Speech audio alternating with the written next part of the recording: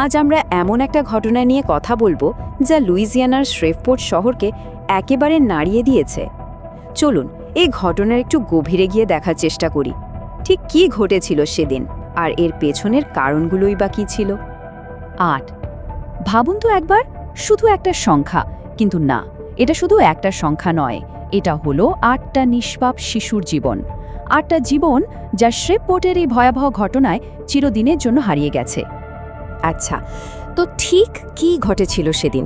যদি আমরা মূল তথ্যগুলো দেখি, ঘটনাটা ছিল একটা গণহারে গুলি চালানোর ঘটনা, আর এটা ঘটেছে লুইজিয়ানার শ্রেভপোর্ট শহরে। তারিখটা ছিল 19 এপ্রিল 2026।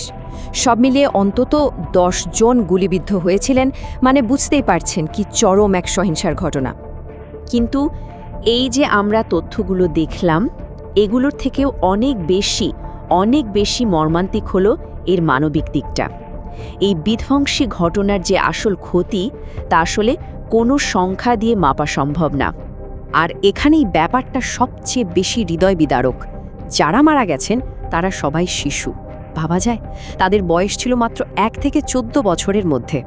শুধু তাই না, এই ঘটনায় অন্তত 2 জন নারীও গুরুতরভাবে আহত হন, আর একটা শিশু তো পালাতে গিয়েও আঘাত পায়।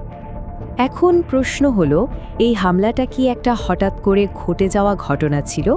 কর্তৃপক্ষের কথা শুনলে কিন্তু মনে হয় না। তারা বলছে এটা কোনো এলোমেলো ঘটনা ছিল না, বরং এর পেছনে একটা নির্দিষ্ট উদ্দেশ্য ছিল। আর এটাই পুরো বিষয়টাকে আরও জটিল করে তুলেছে। পুলিশ এই ঘটনাকে একটা বিশেষ নামে ডাকছে, পারিবারিক সহিংসাত্মকমূলক ঘটনা। এর মানেটা কি? সহজ কথায়, হামলাকারী আর যারা আক্রান্ত হয়েছেন তারা একে অপরকে চিনতেন।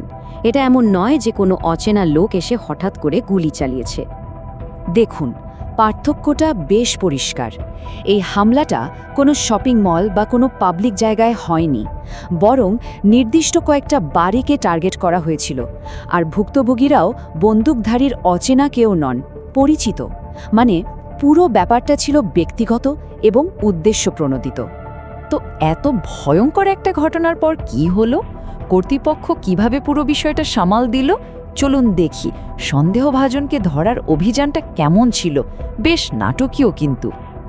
ঘটনার পরপরই সন্দেহভাজন ব্যক্তি একটা গাড়ি ছিনতাই করে পালানোর চেষ্টা করে, কিন্তু পুলিশও সঙ্গে সঙ্গে তার পিছু নেয়। বেশ কিছুক্ষণ ধাওয়া পালার পর শেষ পর্যন্ত পুলিশের গুলিতে সে মারা যায়। ফলে তাৎক্ষণিক যে বিপদটা ছিল সেটার অবসান ঘটে। হামলাকারী তো মারা গেল, কিন্তু তাতে কি সব প্রশ্নের উত্তর মিলে গেছে? একদমই না। বরং সবচেয়ে বড় আর জরুরি প্রশ্নগুলো এখনও উত্তরহীন রয়ে গেছে। আর সেই সবচেয়ে বড় প্রশ্নটা হলো, কেন এই কাজটা করা হলো? এই ভয়াবহ নৃশংস ঘটনার পেছনের আসল উদ্দেশ্যটা কী ছিল? কর্তৃপক্ষ জানাচ্ছে যে তারা এখনও উদ্দেশ্যটা খুঁজে বের করার চেষ্টা করছে, তদন্ত চলছে। এর মানেটা কি দাঁড়ায়? এর মানে হলো, এই শহরের মানুষগুলো যারা এই ভয়াবহতার শিকার, তাদের হয়তো উত্তরের জন্য আরও অনেক দিন অপেক্ষা করতে হবে। শ্রেভপোর্টের কর্মকর্তারা নিজেরা এই ঘটনাটাকে বলছেন শহরের ইতিহাসে সবচেয়ে ভয়াবহ ট্র্যাজেডিগুলোর মধ্যে একটা। শুধু এই একটা বাক্যই কিন্তু যথেষ্ট এটা বোঝার জন্য যে ঘটনাটা ওই সম্প্রদায়ের ওপর কতটা গভীর একটা ক্ষত তৈরি করেছে। আর এটাই আমাদের শেষ প্রশ্নটার দিকে নিয়ে যায়। একটা কমিউনিটি, একটা গোটা সমাজ কিভাবে এমন একটা বিধ্বংসী, এমন একটা ব্যক্তিগত আক্রমণ থেকে নিজেদের সারিয়ে তোলে? এই প্রশ্নের উত্তর খোঁজাটাই হয়তো এই ট্র্যাজেডির পর সবচেয়ে বড় চ্যালেঞ্জ।